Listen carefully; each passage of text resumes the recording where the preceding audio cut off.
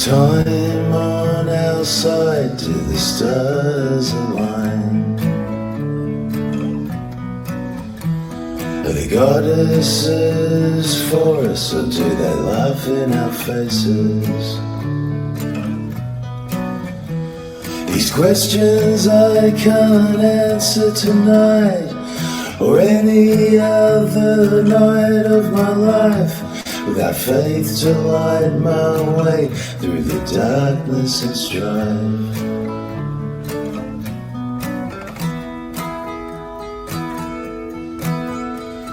I'm just a lonesome gull on the breeze, floating between the sun and the sea.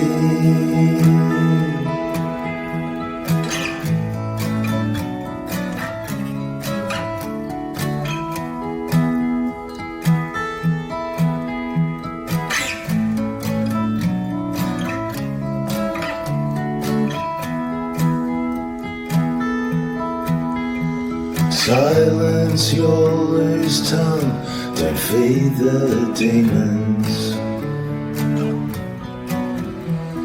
Speak the truth always, whatever may come.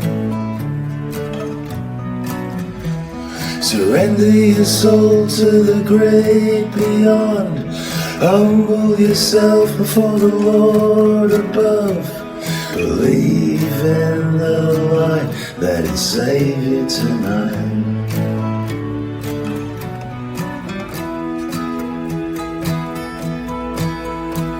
I'm just a roving raven tonight, drunk on hope and the promise of flight. I'm just a rambling soul on the road, traveling with the wind in my soul.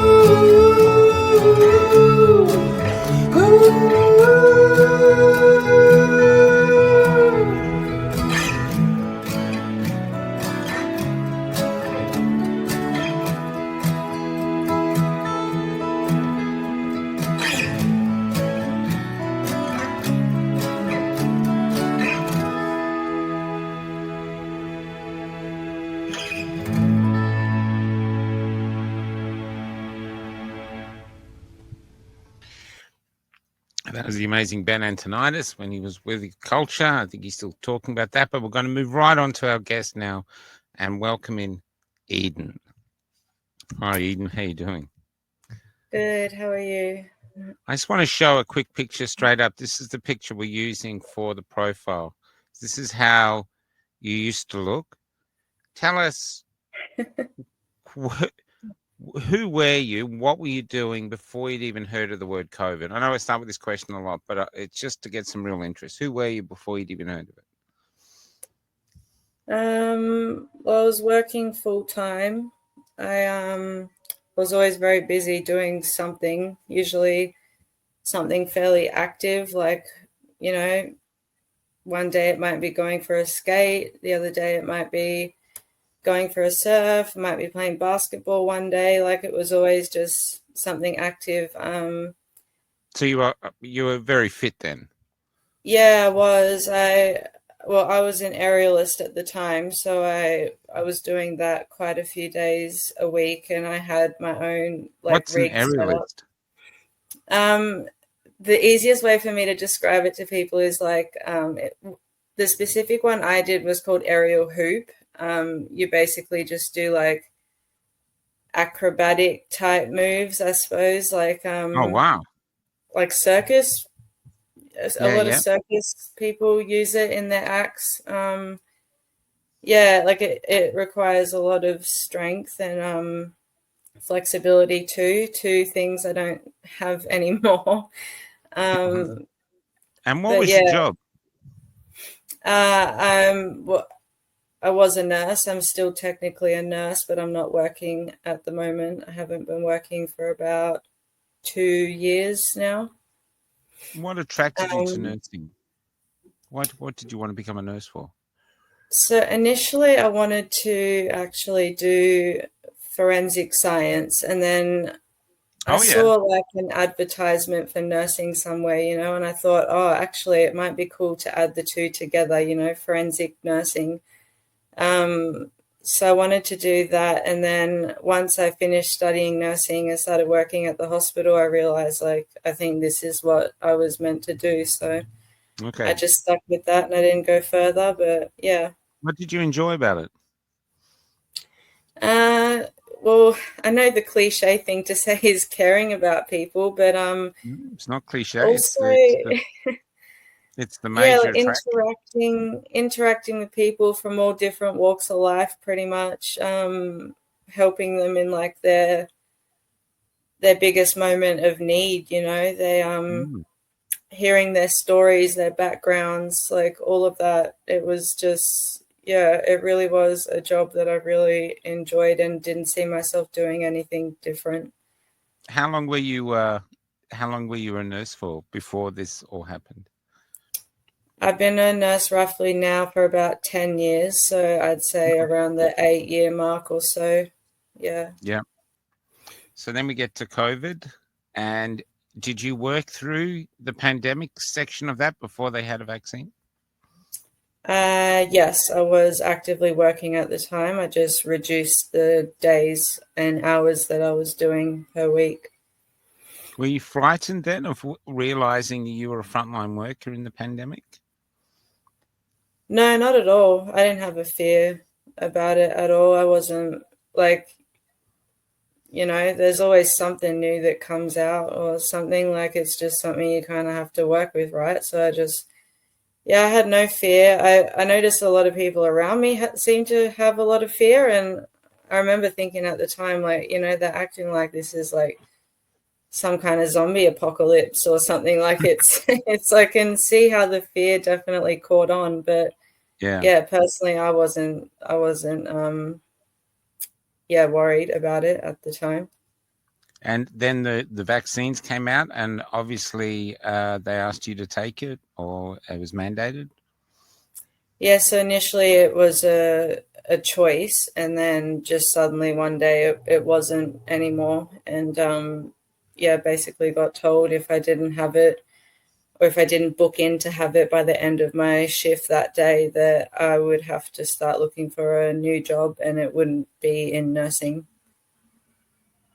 How'd that make you feel, considering you'd found what you wanted to do and you'd already given 10 years to it, or 8 years to it? Yeah, uh, don't even know what to say. I didn't like it. I definitely didn't like it because I knew from the second they voiced anything about the vaccine that I wasn't going to have it. That's what was in my mind at the time. I think you really didn't want it. It wasn't like you were looking forward to. You didn't want it. Oh God, no, I was not looking forward to it at all. No, I yeah, I really didn't want to have it. I was kind of thinking like, vaccines in the past, like people have had reactions to them before, and that's when there's been like a lot more time and study and research and trials and all that behind it. So I thought like, there's no way, this is just like the way that yeah, how quickly it came out, like everything was just a little bit odd to me, I suppose. So yeah, I had it set in my mind that I wasn't having it, and that was that. And were you seeing Until, any yeah, injuries in the hospital? Were you seeing COVID deaths or injuries from the jabs in the hospital? not in the beginning. And in the beginning, I probably was, but didn't really put two and two together. just yet, but I mean, like the unit that I was contracted to at the time, I'm pretty sure we were the first or one of the first hospitals like in the whole of Australia to have it. We were the first lot of healthcare staff. So obviously then the public started having it after us, how they grouped us in like group 1A, 1B and 1C or whatever. Yeah. So initially, yeah, didn't see anything until it happened to me first before I started seeing anything coming through, but I wasn't noticing anything like abnormal. I wasn't even seeing a flood of people with like COVID coming through. You know how it was kind of put out on the news that the hospitals were overrun and everything, and like I just remember thinking like no, we're not. Like, we're not at all. I don't know what they're talking about. Like, you're just trying to like almost scare people. I remember thinking in my head. Because yeah, I remember the hospital being a ghost town. And I was really bored a lot of the time on my shift because a lot of the time the workload was like drastically reduced than what I was used to, because we like patients didn't even want to come near the hospital because they thought it was just like a COVID infected cesspool like or something, you know, like don't go in there, you're gonna die if you go in that building, kind of thing. So so did I answer your question? My brain is all over the place. No, you did so sorry. What happened? Did the first jab affect you, or was it the second? Which one affected you? Both did, but I didn't get a third. I only got the two that I needed to keep. So how did the first one affect you? So after the first one, I was on shift that day and I went and had it. And then I came back and kept doing my role as usual. And then it was a couple hours later after that I started to feel like something wasn't quite right. I just felt like very fatigued suddenly, like unable to even support my body weight. I was like using the walls down the hallway to walk up and down the unit and kept having to sit down and stuff. And at this point, I couldn't feel my heart beating fast. But once the staff around me kind of started to see like something's not right here, and they did my vital signs and everything, my heart rate was through the roof and my blood pressure as well. So they ended up sending me down in a wheelchair to emergency. That was the first jab. So I guess I was lucky. I just couldn't feel my heart beating then. It was doing it kind of all internally, but yeah, now I definitely feel it. How long did that last? What? Sorry, your heart, your reaction to the first vaccine, racing heart and weakness. How long did that last? Had it gone by the time you were due for your second? Yeah, it was pretty much long gone by then. It lasted for about, like, it settled down immensely that evening. I stayed in emergency for a good few hours, I believe, and then did go home. I felt off for a few days after, but I guess by the end of a week, maybe a week and a half, like I don't remember exactly because it's so long ago now, and the brain fog and everything kind of affects my memory a little bit. But it didn't last for too long, unless I just couldn't feel what was going on with my heart at the time. But it was definitely worse after the second one. That's when everything. So the second one, I take it for granted you were not looking forward to the second one. No, not at all. No, and I tried to get out of it. I kept trying to like put it off. Like, did you tell them you'd had an adverse reaction to the first one, and didn't that give you any leeway not to take the second? Yeah, well, they saw it as well because I was on shift, and then they kind of told me, like, I understand where your fears are coming from having another one because of what happened with the first one. But, I kept getting that whole narrative of like, it's normal. You're meant to feel lethargic after you have like, even the flu shot or something like that. And I thought, no, this wasn't just like fatigue. This was like yeah, something in my whole body just felt off. Like I couldn't keep Yeah. myself off the floor if I wanted to. So yeah, Yeah. it's but yeah, like I said, that kind of did disappear over a course of X amount of days, weeks afterwards, and then I was all good up until having that second one. So what happened with the second one? Were you on shift again? Yeah, I was, and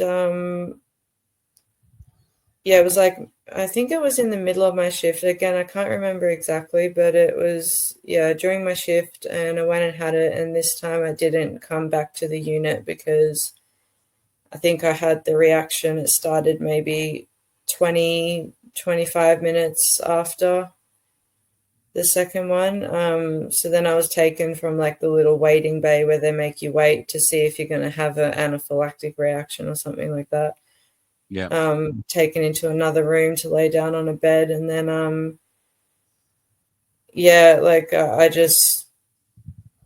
I didn't really know what was happening. Like my brain had just gone to total like, mashed potatoes. It was just, I remember them asking me like, how'd you get here today? And I didn't know whether, like, I always drove. Like there was never really another way that I got to work. I always drove, and I was just like, oh, I could have caught the tram or I could have driven. Like, I'm not really sure.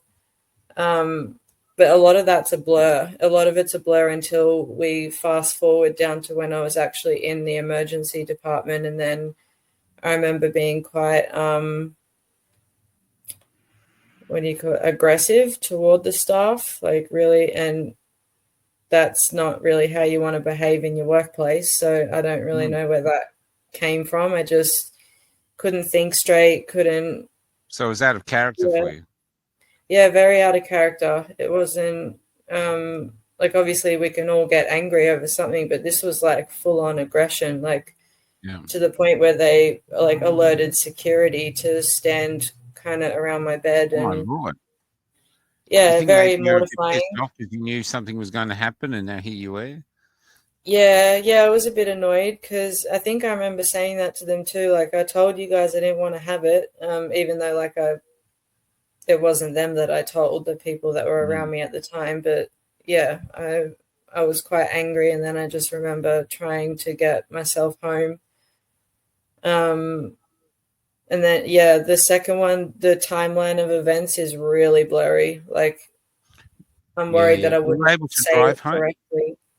No, I walked home that night because I knew that there was something not right in my head. That And must have been a hell of a walk because you're walking home, but every nerve on your body must be like gauging everything, like sending damage reports up to your brain of what's going on. yeah, I don't actually even remember the walk. I don't like, I Wow. remember that I walked, but I don't remember the walk. Like, it was like 1 minute I was at the hospital, the next minute I was home, and it went really quickly. I don't, all of that is a real big blur. Like, sometimes I get more snippets of it that come to me, and then other times I'm just like, I can't. Like, I remember having it, and then I remember being in that room, and then I remember being in emergency, and then suddenly, like, I'm home. I don't. Wow. Yeah. And how's it been since then? That was 2 years ago. It's 2 years now, around about 2 years since your second jab. How's it been since then? It was 3 years on the 2nd of April. 3 years, okay. 3 years. Yeah, So 3 years you've been. yeah. Tell us how your life has been from that second shot to the person we're talking to now. I like, when I look at myself in the mirror, even I just see a completely different person. Like, even just like the life I had in my face before, even looking back at old photos to now, I'm just like, wow, that's not the person that I am now at all. I don't even recognize that girl anymore. But like, I've certainly not gotten better. It's almost like I just progressively got worse. And what are the symptoms? Yeah. What are the things you're suffering from? Just like the chest pain, the shortness of breath, the increase in heart rate, the sudden arrhythmias that come on as well. I get quite a lot of what they call ectopic beats as well, which I'm sure most people are familiar with the term, but when you feel that sudden big thump in your chest suddenly, and then and I get quite a few of them in a row, and that's what puts my heart into an abnormal rhythm. And then I have had a lot of pre-syncope and syncope episodes, which is like the fainting pretty much. The fatigue is really bad. Like some mornings when I get up, it just feels like I've got dumbbells attached to every single limb, and it feels very hard to get out of bed. Then I get up to walk to the bathroom and whatnot, and my entire chest just goes tight, like someone's squeezing my heart in their hands. And even to finish a sentence sometimes, I struggle to breathe to get through it. And I've been given plenty of diagnoses. I can't even remember them all or keep track of all of them, but majority of my issues were heart related and a little bit of the neurological side as well. And do you have a good support network around you that's been looking after you, or do you have children? Because I know you're only young. Yeah, luckily I don't have any kids, because I can't imagine how people have gotten through this with especially young children. That would be an absolute nightmare, and that's not saying anything against the children. It's just No, I understand. Yeah, I can't imagine how. You'd want to be a mother. Yeah, you'd want to be an active mother. You'd Yeah, want to exactly be an active right. mother, Yeah, you would. And I do know some people I've spoken to who do have kids. I'm just like, how the hell do you do that? I could not even imagine. I can't even look after myself most days. Do all the basic things that humans should do, like brush your teeth and shower and clean your room, do your laundry and things like that. So imagine having to do it for, someone else. That would be really, really hard. So luckily I don't. Do people listen to you? Do they take you seriously that you're injured by it, or do they not want to know? What are the people that you circle around you like? The people around me, I mean, everyone who sort of didn't believe me or just didn't care or didn't want to know about it, we're not really in touch anymore. So the people that I have around me now are mostly other vaccine injured people and people to do with it in some way, like the freedom fighters, I guess you can call them, which, I think they're the only people that I can be around. Now it's very hard for me to keep a conversation with other people, especially they just don't understand. Even just having a conversation for 20 minutes could put me in bed for weeks after.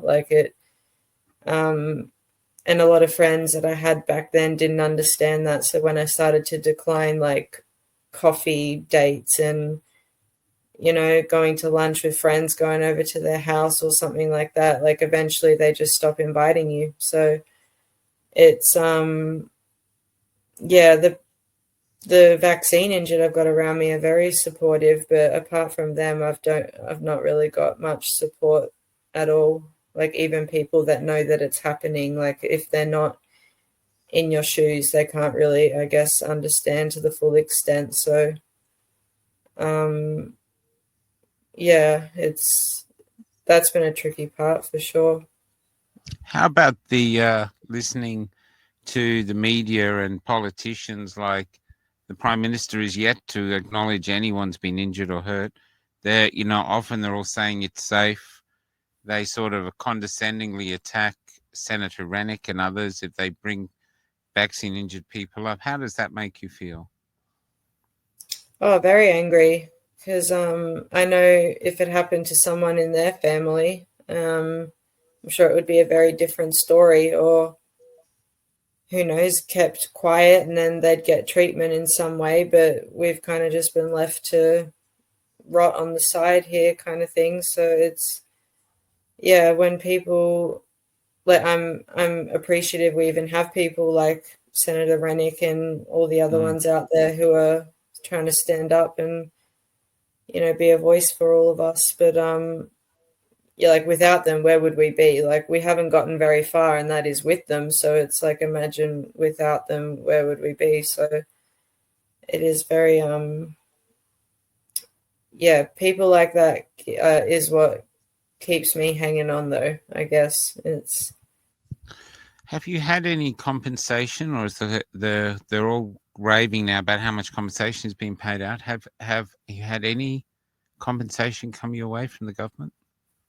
no, nothing at all. Nothing at all. Not Have they for even acknowledged anything. that you're injured? Um, I've had like a couple of doctors that have agreed with me, but it's only probably one or two, hasn't been, and I've seen a lot, like a lot, probably over 10 surely by now with all of them combined. But yeah, sorry again. Have I answered the It's okay. question or have I gotten No, you've sidetracked? done okay. No, that's fine. We'll just take it gently. So you've Yeah. had no compensation. How have you managed to survive to here these 3 years? Because what are you on Social Security? Are they giving you a disability pension? How are you surviving? So for a big chunk of the time, the way I survived was like this couldn't have happened at a better time. It's not a good thing to have happen to you, but I got attacked by a patient at work and then they caused quite a bit of damage to my wrist. So then I was eligible for work cover. So I went off on work cover and I survived on that for a big chunk of time. I mean, tried to kind of keep it going as long as I could Yeah. um if I'm honest. But yeah, apart from that, I mean, I've had a couple of fundraisers that like kind friends have done for me. One of the other vax injured women, Tan Smith, she made a fundraiser for me, which people were kindly donating to. And yeah, I went without income for like 4 or 5 months at one stage. Wow. So yeah, if it wasn't for those like little donations that came through here and there, I would have lost like my storage unit that has my whole house in it pretty much from when I had to move back home. So you've lost your house. You had a house? I didn't own it, I was renting, but yeah, Yeah. I Okay. was living on my own outside of home, and then I had to leave because I couldn't afford the rent anymore.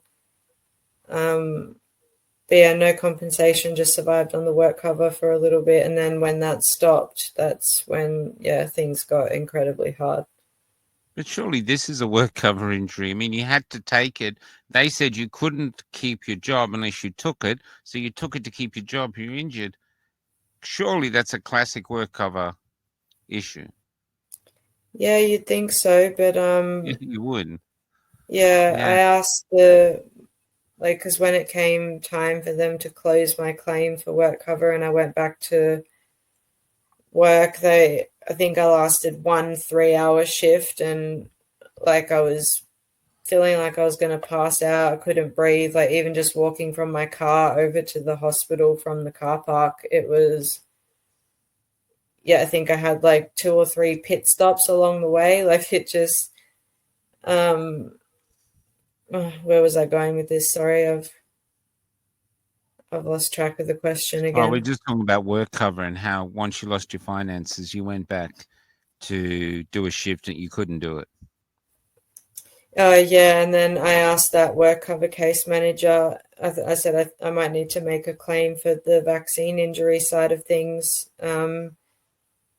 as well, because I still can't go back to work because of that side of things. And then, yeah, she basically just told me, don't bother applying, we'll reject it instantly. My God, really? Is that what she's? Wow. I'm fighting that at the moment. I spoke to someone on the We were on the rejected board. immediately. Yeah, so they didn't even basically what I've been told is that they took away my rights to have like a fair like a tribunal, assess that decision and either decline it or accept it. But because she told me not to bother, I thought, she knows what she's talking about. She works Mm. there.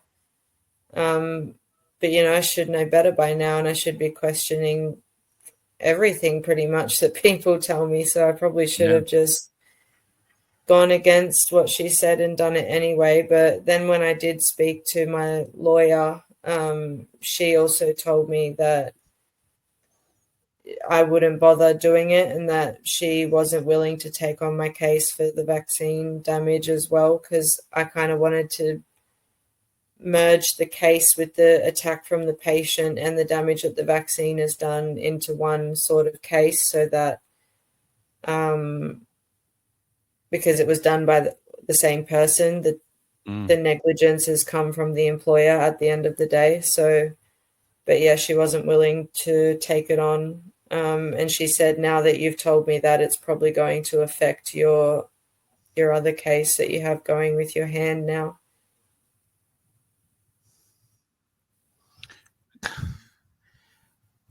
When you say it's getting worse, how do you mean? What are you seeing in your health?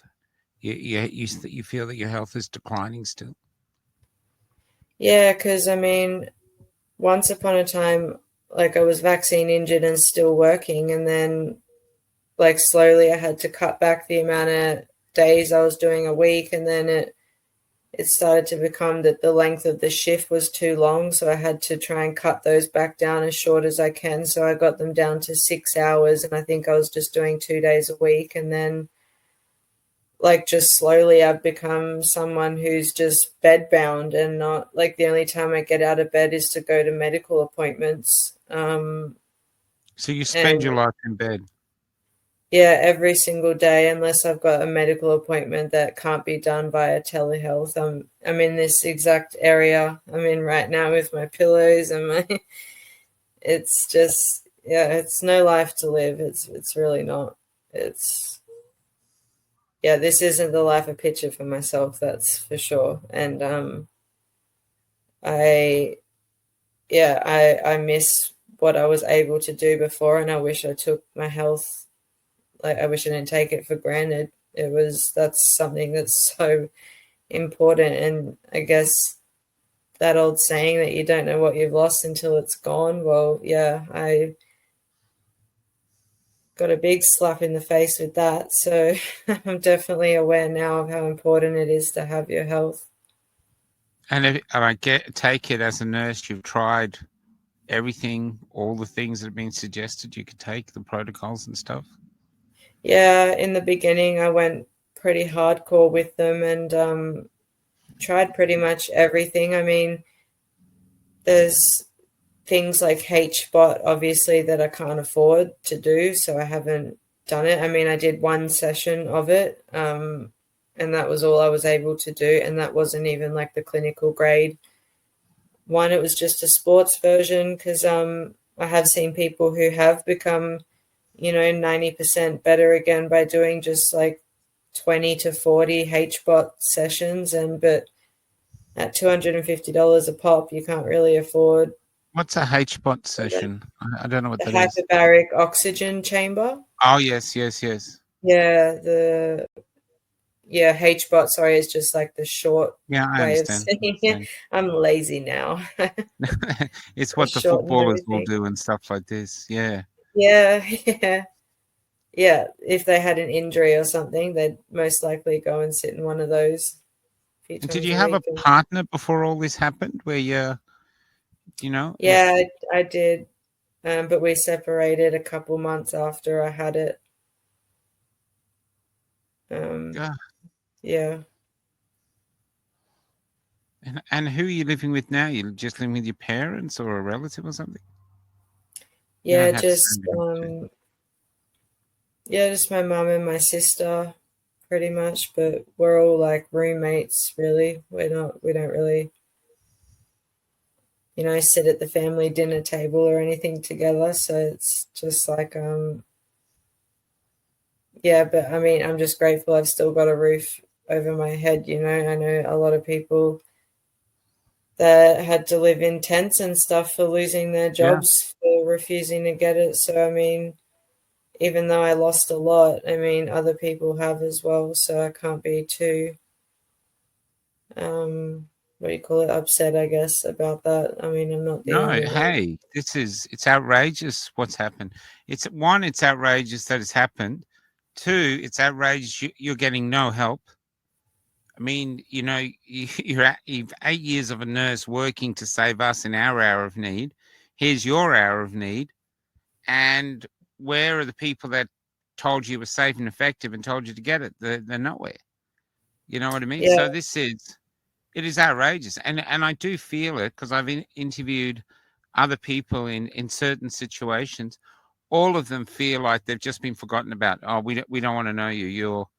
Your evidence basically that we were lying, so we just can't have you near us. You know, that's how it yeah, feels. yeah, yeah, I agree. I do. It's a very, very messed up situation. And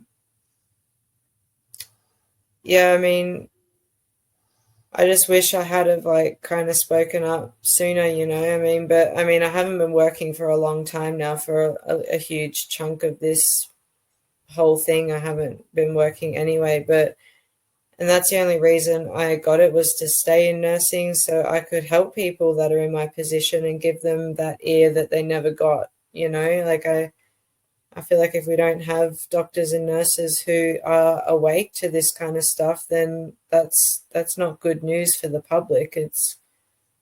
That's like years ahead of just more gaslighting and whatever. Like it might not be about a vaccine injury, it could be about something else further down the line. And like that's why, and people still say, what, you still want to work there? And it's like, yeah, it's not about the people I work for. To me, it's not about that. It's about the patients. Like as long as I'm doing right by them, that's all that really matters to me. And if that means I lose my job at the end of the day now, then I don't care. It's I mean, yeah, if I'm in this state, I mean, I don't have a whole lot of respect for that, what, company, organization, sector, I don't know what you'd call it, but those people, yeah, there's not a whole lot of respect left there from my perspective. So I can see why the public doesn't have a whole lot of respect now for the health system and, you know, even the criminal justice system. Like these cases going through court, they're not really getting very far. No, they It's, just get thrown out. The judges won't even yeah, hear them. You know, yeah, it's really tough it's getting them wrong. through. Yeah, Yeah, there's what do you it do to is. stay sane? It's absolutely. What do you do to stay sane? Sitting in your room all day. You used to be very active. You know, it's a beautiful picture we have of you. So you're beautiful. You were active. You were doing something you love doing. So you're in a pretty cool place before all this. How are you possibly staying sane now? Because you seem to be very grounded, even though everything's crap. How are you managing to do that? I think the behind the scenes of all this probably looks very different than what it does when I am, you know, even just out at my medical appointments. You know, I cover up the sick looking face with makeup, and even though when I'm walking around the house, I'm walking around like hunched right forward, basically bending right over, like I can just, yeah. And now, yeah, to to stay sane, that was the question, sorry. Yeah, I don't know. I'm probably not completely sane. I mean, I must admit, maybe I'm not. Like That I I am. understand.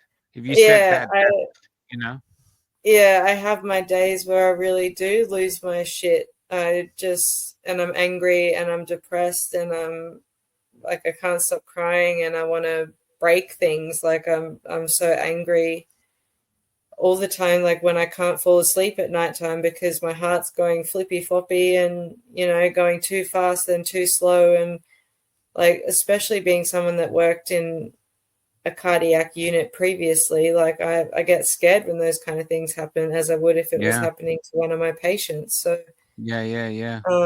Have you had to go back to hospital when your heart's been like this? Have you had lots of hospital visits? yeah, quite a few, and one of them I was in there for about 9 days, I think, or yeah, 9 nights or something like that was my longest one. And they tried to do like a procedure on my heart and everything at the time, and the procedure failed, unfortunately. But yeah, basically, then I was just told to, take this concoction of cardiac medication, and you might be able to get off them in a year, or you might be on them for the rest of your life. But as of more recently, they've said they wanted to try and do a different type of procedure to fix the issue, but the procedure is What do very, they see very as the issue? risky. Sorry, what Sorry. do they, when you say they want to fix the issue, what Mm. do the cardiologists see as the issue? Like a type of electrical abnormality in the heart. So apart from having Yeah. the inflammation and the pericarditis and whatnot, the electrical abnormality. So like a lot of people will get ectopic beats in their life, even like really healthy, fit people will Yeah. get them, but you just won't notice them. But I just get too many in a row, which kind of puts my rhythm out of whack and can throw me into a different rhythm, which if I get too deep into the different terminology and things here, I might confuse people, but it's just basically an abnormal heart rhythm that if it doesn't correct itself like fairly quickly, then it can progress into cardiac arrest and things like that. I mean, I've just been lucky so far that it has corrected itself. So But normally, just let yeah, me, I'm not a doctor or a nurse. So yeah, normally your heart, even if your brain is telling you what to do, you don't even know. You yeah, just go through your life and your heart is like holds it all together, but it's thoroughly independent. yeah, And but now your brain is sending your heart uh, wrong signals. So when you're laying down, you should be resting. Your heart should be going slow. It's actually going fast, like it thinks you're running. This is what I've met with yeah, people. They've sat in front of me with fit watches and gone, look, I'm almost hitting 200 beats a minute. And they're sitting down with a cup yeah, of herbal tea. This is what you're yeah, going through. yeah. So you can have like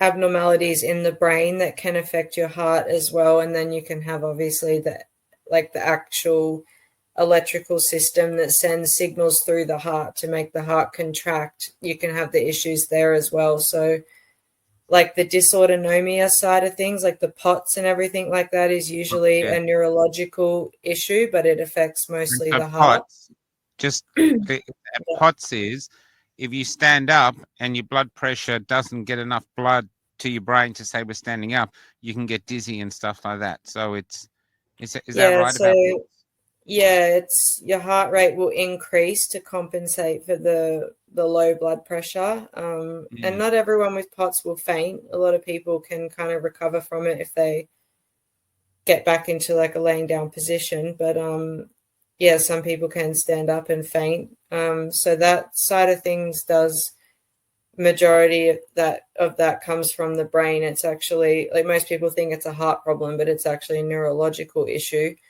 But the things like the abnormal heart rhythms and the ectopic beats, that type of electrical abnormality is coming from the heart.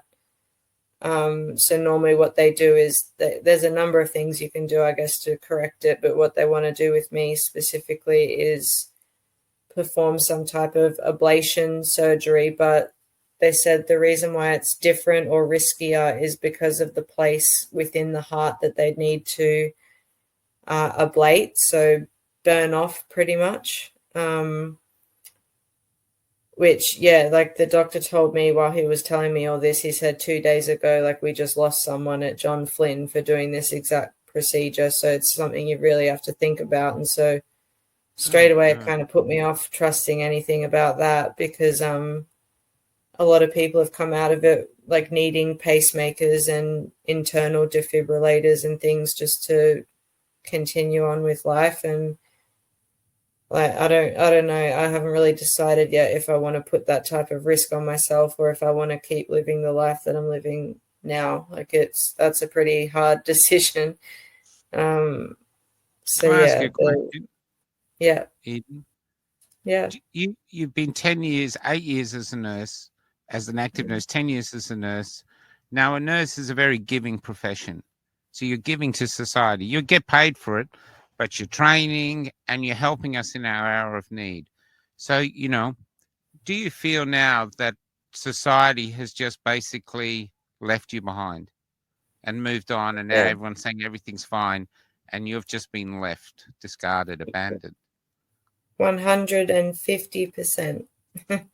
Definitely, no questions asked. Yeah. A lot of us have. It's pretty sad. But I mean, I've pretty much done everything I can to fight it at this stage. There's not really any more steps I can take but to just accept that, all right, because of your stupid decision, Eden, you're gonna have to learn to live like this now. It's just the consequence of what I did when I knew I shouldn't have done it, I guess. So, like, in a way, I guess I can't complain too much, but Bullshit. um, Sorry. I Bullshit. mean, I will. I This will was complain. this was mandated. You were going to lose your job. And not Yeah, just a job. You're going to lose a calling. yeah, You said yourself is what you're meant to do. You were happy to do this the rest of your life. We as a society would benefit. We'd go in. We got this great nurse. Exactly what we want.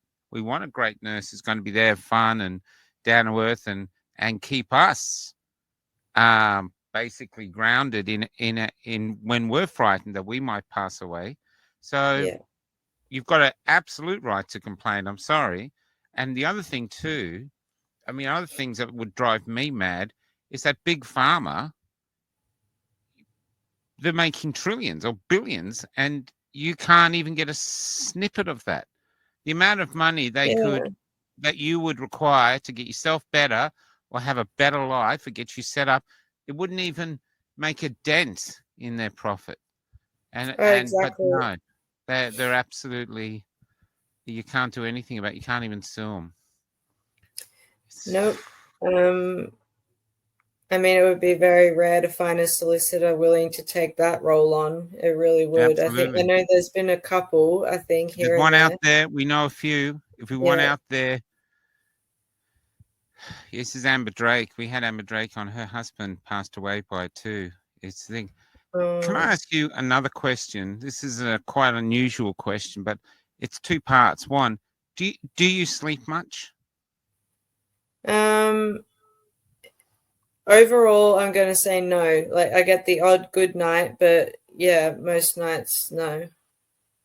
Yeah. And the other question is, when you do sleep, do you dream? Not often, but I remember I have had some vivid dreams in recent times, I think, actually. Are you It's healthy in not the often. dreams, or are you just, because the dreams are about the body trying to heal itself, the soul trying to heal itself, maybe. But when you're in dreams, are you well again?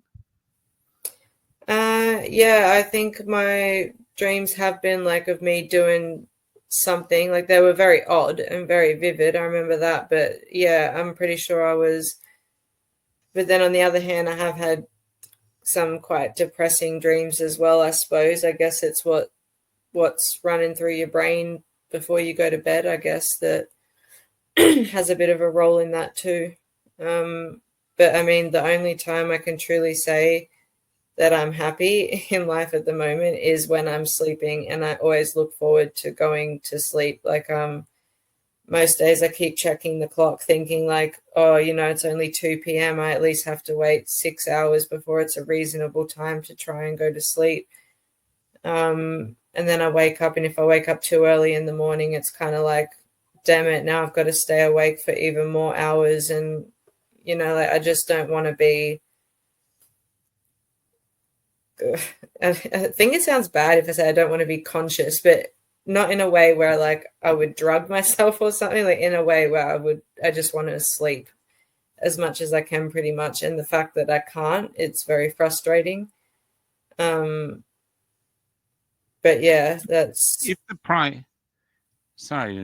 prime minister actually listened to this and said, screw this, got rid of his minders and actually came to visit you and said, okay, Eden, what can we do to help? Tell us, what can we do to help? What would you say to him? Well, I'd say, like, obviously I need the financial means to do some kind of treatment, because sitting here doing nothing in my bed isn't going to get me any better. So any form of treatment, I guess HBOT is the one thing I've kind of been really wanting to do, the hyperbaric oxygen therapy, but also, like, I think you need certain supplements as well to kind of detox and eliminate the spike protein and the inflammation in the body. And all those cost a lot of money.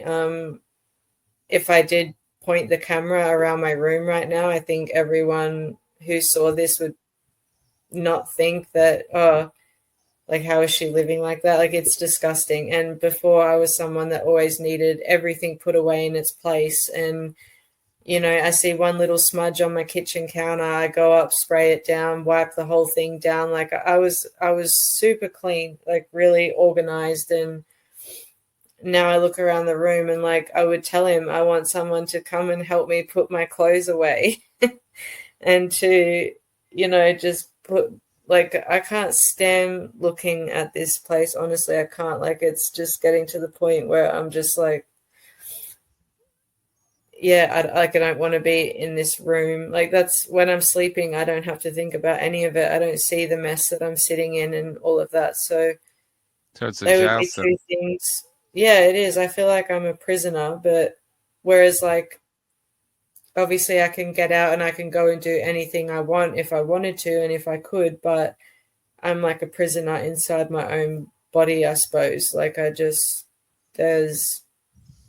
and this sounds very dark and gloomy, but there's no joy anymore. I used to have a really beautiful life full of happiness and joy, and, like, even just thinking about those moments, sometimes it becomes way too much for me and I can't deal with it. So, like, I just try and lock it away in a little box inside my head. So yeah, I don't have to think about it, because it was a really good life. But I told myself I wasn't going to cry on here, so I feel like this Oh, is I'm your crying. fault. But, you know, Sorry.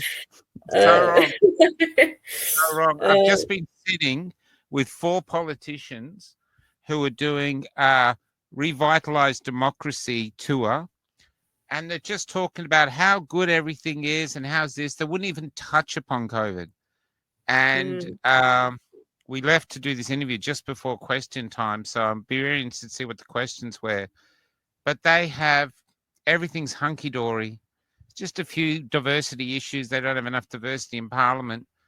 And I'm thinking how out of touch they are, because I'm out here, you know, just meeting people that have either PTSD from what they've been through, or worse, like you, really injured or angry, or they've got injured children, or, you know, it's just carnage, or they're sick all the yeah, time. And here you are. I'm sorry. I'm going to show this. Close your eyes. You shouldn't see it. Look at this, people. I'm going to show this because, so here she was. There's Eden before. Used to be super fit for almost a 20. ta-da! Used to be super fit. Used to I've be gained so much weight. I look at that and then I look at me right now and I'm like, oh, you fatty. Like, what's going on here? But that's thick. the heart medication. I can't, it makes it very hard to lose weight. But yeah, sorry, I Do you interrupted feel, you that time. oh, go ahead. Go ahead. Do you feel you're going to get better? At this stage, I'm not hopeful. No, I'm not hopeful at all. I still had hope right up until about maybe a year ago. And then slowly I just felt like, nah, there's no end to this. Like, and that's when I really started beating myself up badly, thinking like, you idiot, how could you do this to yourself? Like, yeah, no, I don't think so. I know some people have, but I think they got early intervention. Wait Whereas, on, you wait know, I on. was Sorry, left. sorry to back you up. Yeah. I understand it must be very frustrating. I really do. I get it. I get it. But Mm. you didn't do this to yourself. You're the victim here. I know you finally agreed to take it, but you had the propaganda attack of our lives on you. The TV, newspapers, bosses. You were a frontline fighter in this, prepared to go into work without before we had a vaccine to deal with people who come in with COVID when we thought maybe it was deadly. You were willing to do that. And then Yeah. basically they threaten you with gross misconduct if you don't take it. You'll never work as a nurse again. This is Mm. absolute coercion. Plus, it's very Yeah. hard to live, I know, in Australia now without a job. Even and the dole, you can't survive on the dole. So you're an Yeah. independent young woman, and there you are, just being blackmailed by your government and the authorities and everyone else. You are not to blame. You are the victim in this. And what's worse is we all know it. The government all knows it. And instead of trying to be Australian and rectifying it, like we send $1 billion to Ukraine, sending things to Yeah. rectify it, or we spend all these hundreds of thousands on these frigging windmills that don't work and submarines that are useless. All this money we waste, Yeah. and just a smidgen of that could either get you on the road to recovery or get you on the road to actually go, we're really sorry, Eden. What can we do to make your life better? That's what we should do as Australians. You are not the victim here. You are you're not at fault here. You're the double victim because you're a victim of what this thing did to you, and now you're a victim of our neglect from your community that should be caring for you. So you're a Yeah. double victim. Do not Yeah. beat yourself up. You got enough issues without blaming yourself. It's Mm. I don't want to be this, but yeah. And can I say this? I held this off to the end. Tell everybody how old you were, how old you are. I just turned 30 on the 6th of April, so like 4 days ago, I think. And when I got the shot, it was Oh, happy 4 days birthday for that. before my 27th birthday. Sorry, and thank you very much. It So wasn't the you are. I don't mean to be disrespectful, but I'm 58. You're a child. 30. You I like have hearing that because I'm not ready to grow up yet. you have an extraordinary amount of time in front of you. Not extraordinary amount, but as humans live, the 30s are a thing, the 40s, even the 50s. I mean, I'm almost 3 decades ahead of you. And those decades, if you have your health, you have your energy, it's they're challenging and difficult, but they're worthy of living. And I don't know how we can all work to get you better, but it's outrageous. It's outrageous. It's and I've seen this with I can't there's Sally, there's so many vaccine injured people I've met. It makes me so angry. You just want to scream sometimes. You especially want to get the people who walk around placidly like, what you going? Nothing's wrong. You want to rip down their mask and scream in their face. But Yeah.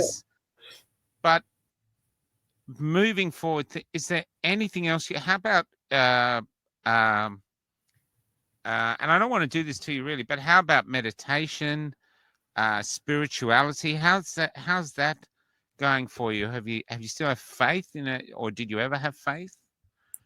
Yeah, I did used to meditate like before I was vaccine injured. Like it was like 10 minutes in the morning, 10 minutes in the evening. And now I just notice every time my mind goes quiet, it goes to a very awful place. So really all I want to do now is just like I get fixated on like one TV show that's like a fantasy show, right? Which takes me right out of like the real world. And that's the way I guess I keep my peace. I just right now I'm on The Walking Dead at the moment, the zombie show. And I'm just picturing like I need to focus on how to survive the zombie apocalypse for right now. That's all that I need to do. So yeah, I mean, I want to What get back season to are you that. up to?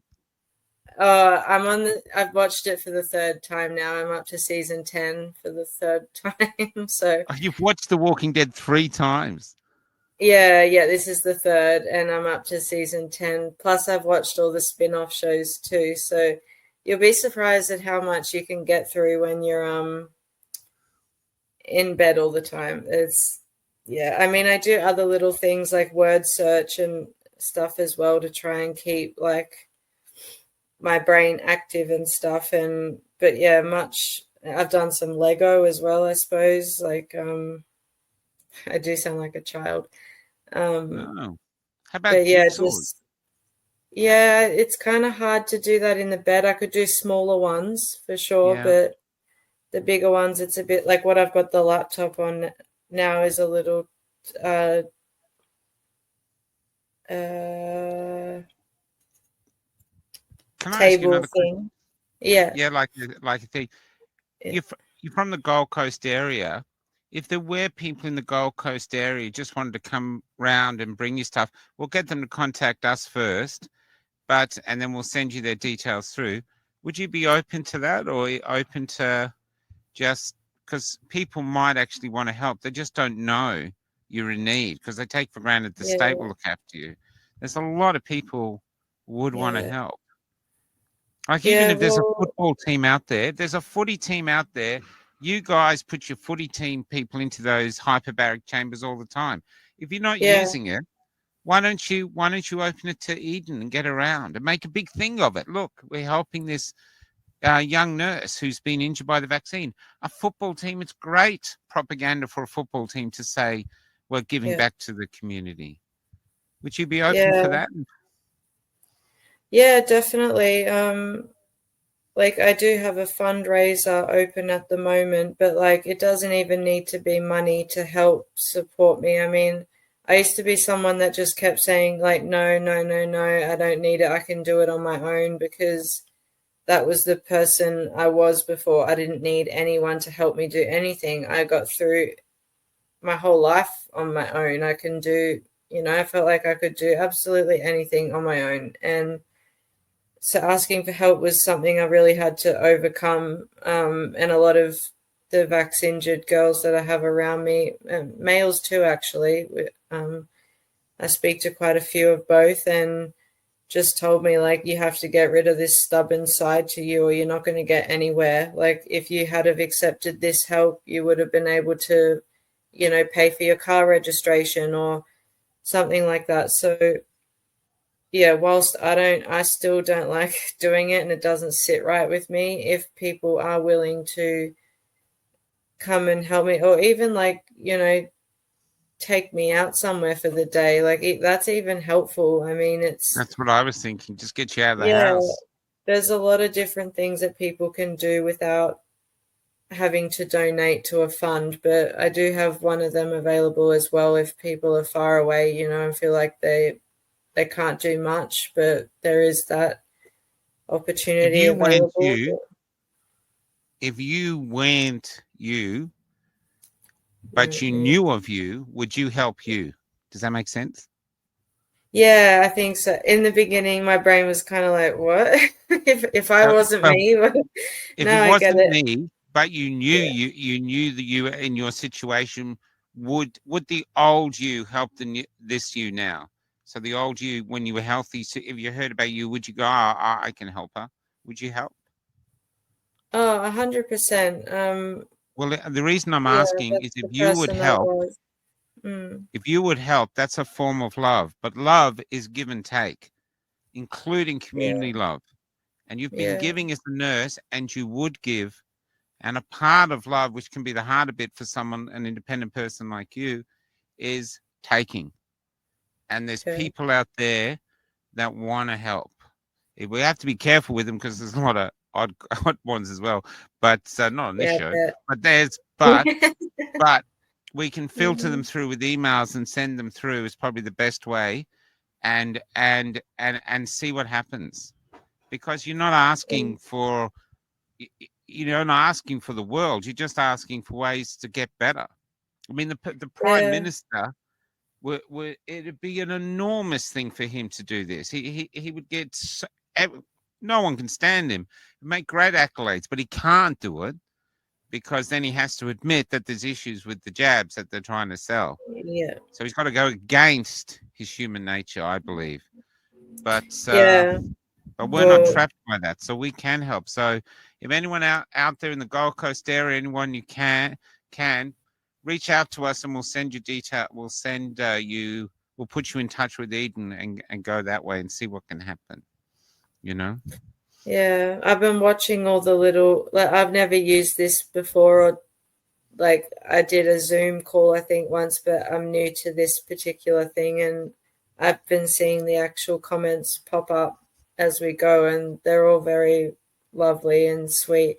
I think that's probably what got the tears flowing earlier, I guess, were, all the people saying like that, yeah, we're here for you, we're fighting for you, and all of that. Like it means a lot to people in my position, because a lot of the time you do just feel alone and isolated and like there's no way out of it. But just like people, how you said they kind of don't know that I'm in need of help kind of thing. It's like, I don't know that there's people out there that are willing to do that kind of thing either, until I keep coming across new people, maybe monthly, that can change my life in some way. And even if it's just having a chat on WhatsApp for a little bit, that I have another friend like you, Tracy from Toowoomba. I interviewed her when I was going around on my first trip, and she had a hood on and hiding her face. She was a nurse, but she was vaccine injured. And then when I came around again, 2 years later, she's still bad, just like you, can hardly leave the house, no support. I'm not putting down what you're going through, but you are not alone. Awful. Yeah, there's people out there. Might even see if I can find her contact details. I'll get you in touch, because the more people like this we can get together, you can see like this is real. You know what I mean? These people are real. They're here, and they need our help. They need our help. And who are we as a country if we ignore them? Yeah, well, I think every human being should be treated with love and respect, and even if they give you a reason not to do that, like, still, I feel like we should all put it out there regardless. Like, I've had some angry outbursts in public before, and like that gave me the true meaning behind, you never really know what someone's going through behind the scenes and why they act the way they do. And like, I always think the old Eden would have never have done that. Like it pops through my mind pretty much every day. Like, yeah, it just totally different life, different everything. But, I just got to do my best to get by minute at the moment, and then that's it. But at least there are really good people out there that are willing to help and willing to make you feel seen and heard. And it's people like you guys as well that give the opportunity for us to tell our stories and to find that support that's out there, in whatever way that support comes forward. It's all helpful to me. So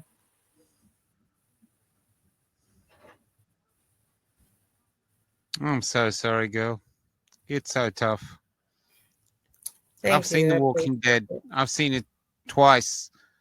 I love it, but I don't think I could watch it 10 times. I'd join the zombies if I watched it 10 times. I mean, I think if you ask some people I'm chatting to at the moment, just casually, they probably think I've gone mad. But yeah, it's the only way that I stop thinking about the bad stuff. So if it helps, I mean, go for it, I say. Do you write at all? Are you able to write any of this down, like document it? Well, I wanted to write a book at one stage, and then I think I started it. And then, yeah, like even just doing things like that will fatigue me as well. And then, Yeah. like, I don't know, I kind of start things at the moment, then don't complete them, kind of, and will start something else because it gets a bit too hard. So I have definitely tried. I mean, yeah, at one stage I had a big book, I guess, because I was doing the handwriting, which I don't know why I did that. That was very stupid with like the nerve pain and things like that. But yeah, if it could be a thing I could work on in the future for sure, I think. Oh my God. I'm trying to think of things to say that don't sound tried or that you've already heard. There's Oh, it doesn't Is there matter. anything to finish?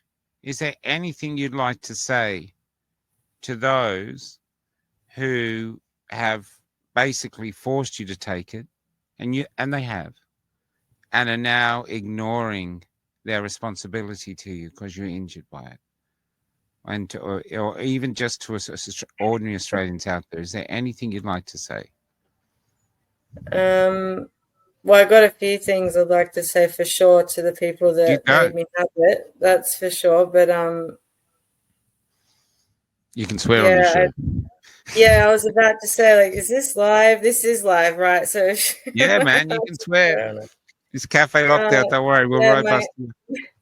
my instant reaction was just to say, like, fuck you. That was, but like, toward the Good. vaccine injured, like, and also people who are questioning whether they are or not, like, trust your body. You know your body. You've spent, like, for me, for example, I've spent 30 years with my body now, and I know it quite well, and I know the way it works, and I know when something's wrong. And people need to trust their instincts, and not just because, you know, a doctor says it's not something, like, who cares? He's just the doctor. He's not, Mm. you know, he's not anyone super special. He's a human like you and I. They can make mistakes, and um you know, they just try to stick to protocols a lot of the time. So just trust your instinct and get more opinions if you need it, and, you know, try natural ways. Like, I'm not here to go against anyone for pharmaceutical ways, because I'm on heart medication that I couldn't avoid, unfortunately. But you know, try both routes. I mean, a lot of people probably don't like natural remedies and stuff. Like, they've just got a thing against it, I suppose. But I think both are just as valid as each other, to be honest. Um, but yeah, so to the bad guys, fuck you, and to the good ones, like, believe in yourself and keep trying, keep going, keep fighting. I don't know, just, yeah, just Well, try, I that's what I'd guess. say to you. I don't know how you got to do it, but I hope you keep trying, and that the tide changes either through some help coming through, or society finding the courage to deal with what it's done. But I really do wish you the best with that, and I'm hoping that we can stay in touch so we can actually do updates. We've done this before. We do this with a few people because it's important. Otherwise, you just get lost and forgotten about. You know what I Yeah, mean? Which yeah, society is very good at doing, but we can't do this. This is our work. This is our problem, and we are honor bound to help. Part over and above our own humanity that we help just because we're human beings, but we're honor yeah, bound to help. So anyone out there, you politicians, come on. There's some votes here helping people like this, you know? yeah, Yeah. yeah, I agree. Good words. Wise words. I can't even, like, my brain and mouth connection is just gone. I don't even know sometimes how I make it through the day if I have to, especially going out in public. I get nervous now. I'm like, I don't know how to be social anymore. Like, I'm so socially awkward that it's like I'm used to being in my little den, you know. I don't, Yeah, that's right, because you've been very, very isolated. awkward. You've been Yeah. So isolated for it's, weeks.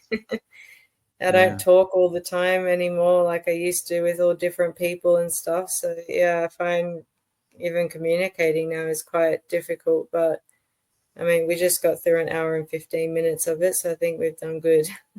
We've done good. Yeah. Take care. We'll stay in Thank touch you. and Yeah. prepare, because I think we're going to have a lot of people wanting to contact you. We'll send the emails through to you. If anyone gives you any issues, just let us know. We'll try and help with that. But literally most, if not all, the people in the Cafe Lockdown community, they're a beautiful group. Want to help. They're good people. So, Yeah. man, I Thank you. just want to hug you. And I think there's everyone's here is just wanting to give you hugs. So stay strong, Eden. Thanks for coming on. I hope you enjoy season 11 of The Walking Dead, if there is a season 11. And There is. There is. I'm ready. No worries. We're going out with Thank Prickly Pear by Emily James Trio. Take care. Thanks for coming on, Emily. Thank And we'll you. get this Thanks. up. It'll go on Insta or in Barts and Rumble, and we'll also get it into a podcast. We'll send you those things. So let's see if something comes from it. Take care. Thank you very much. Thanks for the opportunity. No You worries. too. No worries. No. Thank you for coming on and showing us that we need to do something. And we do. Australia, we need to help. Take care. You too.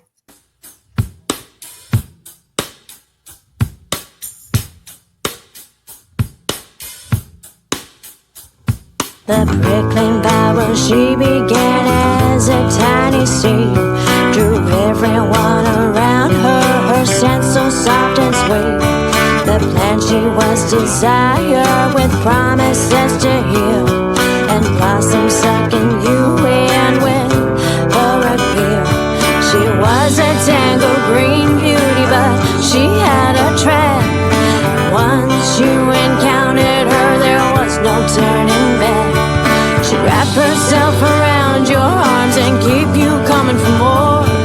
The prickly vine entrapment like no other you've seen before. She had snakes in her garden, they tainted the vine, striked it with their poison as the prickling vine climbed, entangling those who came near like to their naked arms.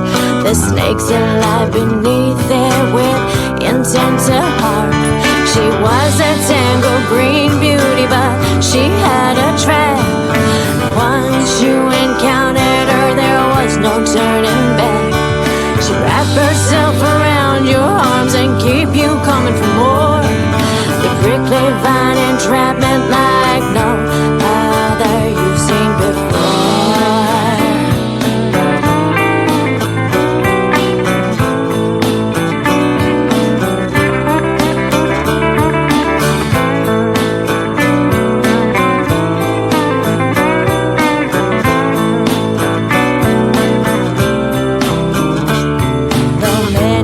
To warn that vine she was a fake. She'd suck you in with her pretty lies and take you before you'd wait.